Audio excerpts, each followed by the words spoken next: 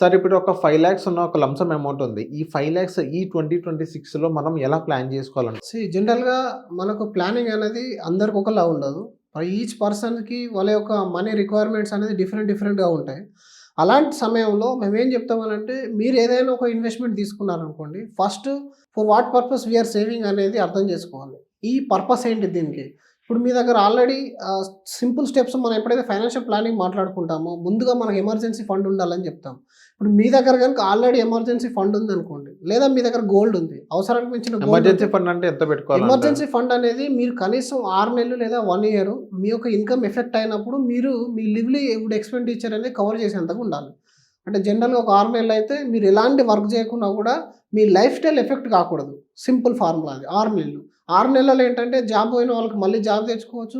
బిజినెస్‌లో లాస్ ఉంటే పికప్ చేసుకోవడానికి ఒక 6 నెలలు టైం పడతాయి కాబట్టి. సో, ఫస్ట్ మీ దగ్గర 5,00,000 ఉన్నాయంటే చాలామంది ఏం చేస్తారంటే, రీసెంట్‌గా నేను ఒక కస్టమర్‌ని కూడా కలిసాను. అరౌండ్ 35,000 సాలరీ డ్రా చేస్తున్నాడు. ఆయనే 5,00,000 తీసుకొనెళ్ళి ఊర్లో ఏదో ప్రాపర్టీ తీసుకున్నాడు. ఇప్పుడు ఆ పర్సన్‌కి ఎమర్జెన్సీ ఫండ్ లేదు. ప్రాపర్ ఇన్స్యూరెన్స్ కూడా లేదు. ఆయన చేసే 5,000, 6,000 రూపాయలు ఎస్ఐపి చేస్తున్నారు. ఈ 5,00,000 కానీ తన దగ్గర ఉన్నట్టుంటే పాయింట్ నంబర్ 1 తనకి షార్ట్ టర్మ్ గోల్స్ ఉంటాయి. ఏది పిల్లల ఎడ్యుకేషన్ ఉంది. ఆ short term goal every year రాగానే 1,00,000 రూపీస్ పిల్లల స్కూల్ ఫీజే కట్టాలి తను. ఇప్పుడు దాన్ని తీసుకెళ్ళి బ్లాక్ చేసామనుకోండి, కొన్ని సంవత్సరాల కోసం బ్లాక్ చేసేస్తే సాలరీ పెరుగుతుందా లేదా అనేది కష్టం. 30,000 సాలరీలో 2,00,000 స్కూల్ ఫీజు కూడా కట్టలేడు. తన దగ్గర ఆల్రెడీ ఒక 5,00,000 రూపీస్ ఉన్నప్పుడు దాన్ని వాడుకునే ప్రయత్నం చేయాలి. ఎవరు తన యొక్క లైఫ్ స్టైల్‌కి యూజ్ అయ్యే విధంగా.